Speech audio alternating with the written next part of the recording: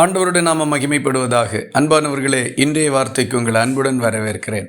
இன்றைய தியானத்துக்காக லூக்காஸ் விசேஷம் 7வது அதிகாரம் 13வது வசனத்தை வாசிக்க கேட்போம். கர்த்தர் அவளை பார்த்து அவள் மேல் மனதுருகி அழாதே என்று சொல்லி. இயேசு கிறிஸ்து ஊழியம் செய்து கொண்டிருந்த நாட்களில் ஒரு விசை அவர் நாயின் என்று பெயர் பெற்ற ஊருக்கு போனார். அவர் அந்த ஊரின் வாசல் அருகே சென்றபோது மரித்து போன ஒரு வாலிபனை அடக்கம் பண்ணும்படிக்கு கொண்டு வந்து கொண்டிருந்தார்கள்.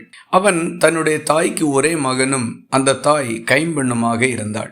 அனாதையாக நின்று கொண்டிருந்த அந்த தாயின் வேதனைகளையும் வருத்தத்தையும் புரிந்து கொண்ட ஆண்டவர் இயேசு கிறிஸ்து அவள் மேல் மனதுருகி அழாதே என்று சொன்னார். இந்த ஸ்திரீயின் இடத்திலே உறவினர்கள், அயலகத்தார், அறிமுகமானவர்கள், நண்பர்கள் என்று பல பேர் இவள் சந்தித்த இந்த துக்கத்தின் துவக்கம் முதலே அழ வேண்டாம் என்று ஆறுதல் சொல்லியிருப்பார்கள். அவர்களுடைய வார்த்தைகள் ஒன்றும் அவளுக்கு ஆறுதலை கொடுக்கவோ அவளுடைய கண்ணீரை துடைக்கவோ முடியாமல் போய்விட்டது.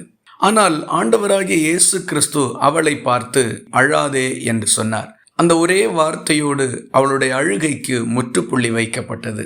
மரித்து போன அவளுடைய மகன் திரும்ப உயிரோடே கொடுக்கப்பட்டான்.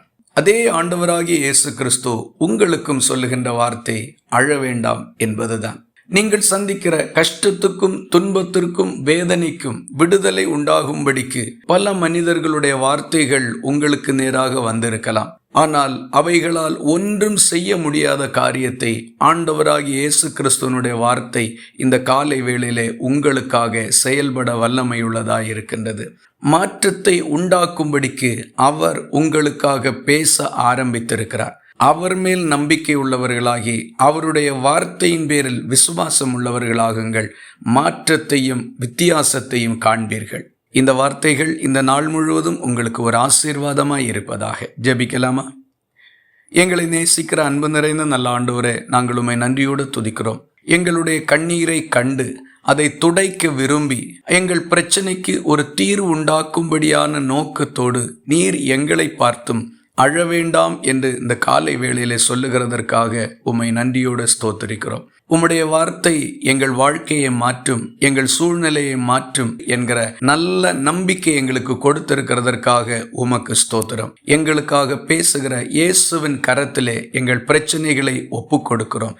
ஜெயமாக மாற்றித்தாரும். இயேசு கிறிஸ்து மூலம் வேண்டிக் கொள்கிறோம் எங்கள் அன்புள்ள நல்ல பிதாவே, ஆமீன். கர்த்தர் தாமே உங்களை ஆசீர்வதிப்பாராக.